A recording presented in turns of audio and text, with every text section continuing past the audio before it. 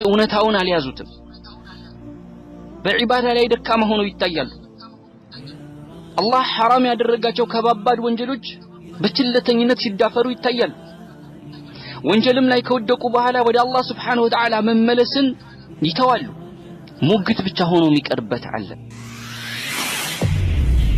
ሰለፊ የሆነች ሴት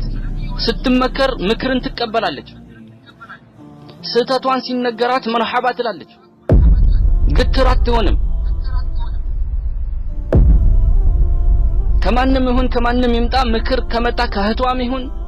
ስትቀራም የሰማችው ነገር ይሁን በአጠቃላይ ስህተት የሆነ ነገር ስታይ ከስህተቷን ለመመለስ ጥረት አደርጋለች ሰምቶ ባልሰማ ለመሆን አትሞክርም ብዙዎቻችን ምን ፈተንበትም ይህ ነው እንሰማለን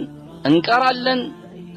በብዙ አይነት መልኩ ብዙ ነገራቶችን እናውቃለን ነገር ግን ተግባር የለም ሰለፊ የሆነች ሴት ግን አቀማን በቻለ ልክ የሰማችውና የቀራችውን ያወቀችውን ነገር ወደ ተግባር ለመለወጥ ጥረት ታደርጋለች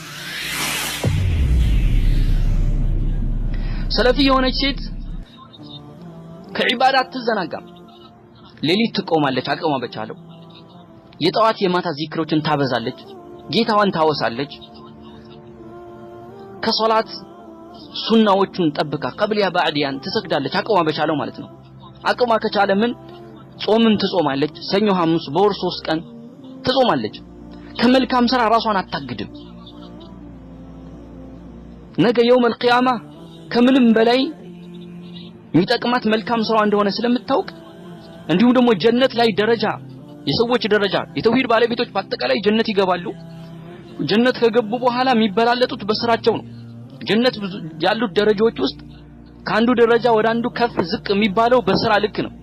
ስለዚህ ለዛ ስለሆነ በመልካም ስራ ምን ታደርጋለች ጥረት ታደርጋለች